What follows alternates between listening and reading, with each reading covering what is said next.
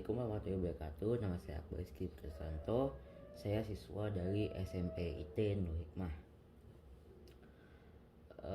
Kali ini saya akan berpendapat tentang kondisi Indonesia di tahun 2020. Bagi saya tahun 2020 itu sebentar sekali ya untuk pembelajaran tatap mukanya, karena hanya 2 bulan saja. Yaitu Januari dan Februari. 15 Maret itu PSBB ya, langsung terapkan 3M, masker, menjaga jarak, dan ini cuci tangan. Nah seperti itu. Nah bagi saya juga karena COVID ini tentunya ada dampak positifnya dan ada dampak negatifnya. Untuk dampak negatifnya, yang pertama adalah tidak ada pembelajaran di kelas. Jadi nggak tatap muka, jadi di rumah gitu, pakai melalui video Zoom meeting teman-teman gitu. Jadi Zoom meeting, terus langsung itu ya pokoknya. Tapi bagi saya di pembelajaran jarak jauh seperti ini kita seksi kurang efektif. Kenapa? Karena banyak banyak gangguan sih. Kalau saya sendiri ya, kalau mungkin teman-teman tidak merasakan seperti saya sendiri, saya kayak misalnya kurang masuk ke otak sih, udah kurang fokus malah. Jadi kayak lebih ke nggak kurang fokus sih, jadi kurang masuk ke otak. Jadi harus jadi kalau mau belajar lagi itu harus lihat PowerPoint yang dikirimin oleh ustadz atau ustazah yang ngajar tersebut gitu. Jadi kata saya kurang masuk sih. Itu yang pertama, negatif dari tidak ada pembelajaran di ruang kelas. Lalu juga ada nilai siswa itu tidak baik gitu, tidak baik, kurang gitu, nilainya kurang daripada dia tatap muka. Jadi lebih bagus yang tatap muka.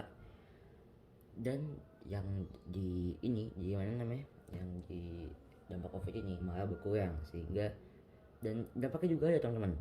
Jadi pertama itu dia bisa jadi dia bisa teleponan dengan teman saat dia sedang ujian. Itu dia telepon dengan temennya, lalu dia saling sharing jawaban gitu teman-teman. Jadi jawaban ini apa gitu kan. Waduh, itu dosa banget sih teman-teman. Aduh. Nah setelah itu juga bisa dia ngecek jawaban di Google. Waduh, itu dosa banget sih sepertinya. Nah ya, lalu ada yang kedua ada namanya kan tadi pembelajaran jarak jauh. Yang kedua ada namanya proses belajarnya jadi terasa lebih berat karena banyak sekali tugas gitu teman. Jadi kayak tumpuk tugas gitu. Jadi kan di rumah kita bermalas-malasan ya kan, bawaannya malas, jadi lalai dengan tugas gitu. Tapi insya Allah teman-teman bisa memanage waktu karena sudah SMP, dan ya hanya beberapa siswa doang sih yang merasa keberatan di pembelajaran jarak jauh ini.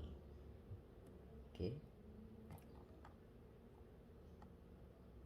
Yang keempat adalah meningkatnya resiko dalam penilaian gitu. Jadi kayak seperti tadi yang saya bilang, tapi secara online risikonya berbahaya. Kenapa? Karena bisa jadi dia bolos dan dia bisa akal-akalin gimana cara kalau dia itu hadir di sekolah, padahal dia santai-santai di rumah main game.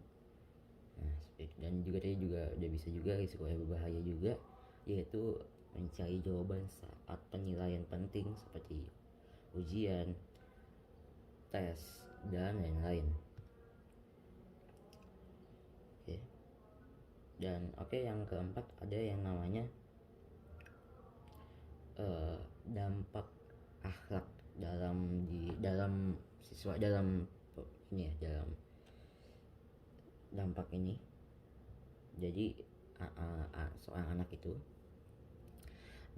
saat dia masih sekolah tatap muka itu akhlaknya baik gitu, Lalu justru saat dia apa namanya pembelajaran jarak jauh atau online, itu dia malah akhlaknya makin gitu, jadi marah orang tua, membantah orang tua, seperti tidak boleh ya seperti itu.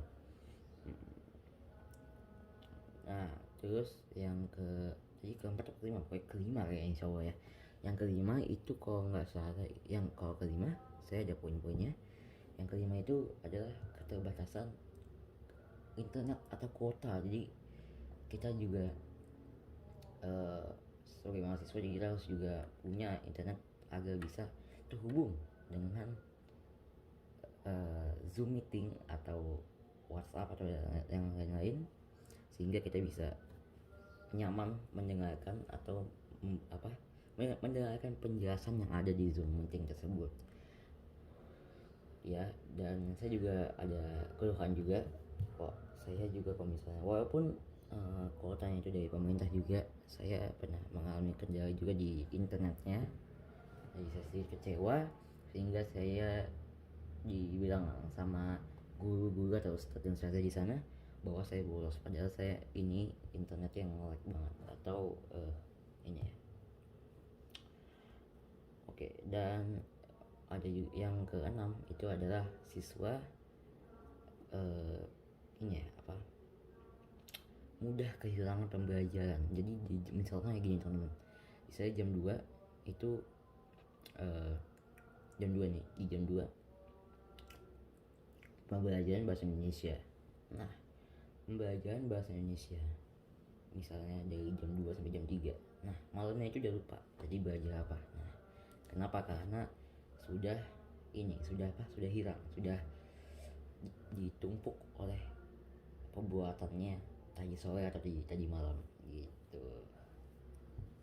Nah tadi kan adalah negatif, sekarang kita masuk ke positif ya teman-teman, kita langsung positif. Yang pertama adalah siswa itu ini ya, punya waktu keluarga yang banyak. Bukan waktu keluarga sih, waktu di rumah. Nah waktu di rumah bersama keluarganya, jadi lebih banyak gitu kan, bisa istirahat, bisa ketemu ibu ya kan, jadi lebih enak gitu sih. Saya juga merasakan seperti itu. Oke. Lalu yang kedua dari dampak positif tersebut adalah seorang siswa itu beradaptasi dengan perubahan. Jadi kayak mengikuti dinamika, jadi menguasai suatu teknologi ya, seperti laptop atau HP, dan itu ada dampak positifnya. Jadi bisa gitu, kayak alhamdulillah ya kan. Yang kelima adalah yang positif ya, yang ketiga maksudnya. Ketiga di dampak positif itu adalah ini apa ya,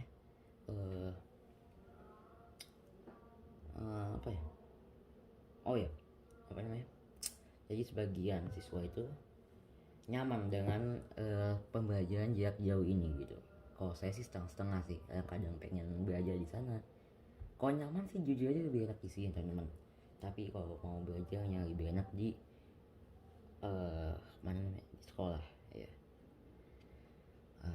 Tapi itu bagi saya mungkin berbeda berpendapat bagi teman-teman yang lainnya.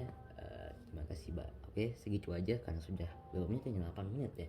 Terima kasih banyak yang sudah menonton, semoga dimudahkan dalam mengerjakan soal. Maksudnya ini ya, dimudahkan dalam mengerjakan kebaikan. Oke. Terima kasih. Assalamualaikum warahmatullahi wabarakatuh.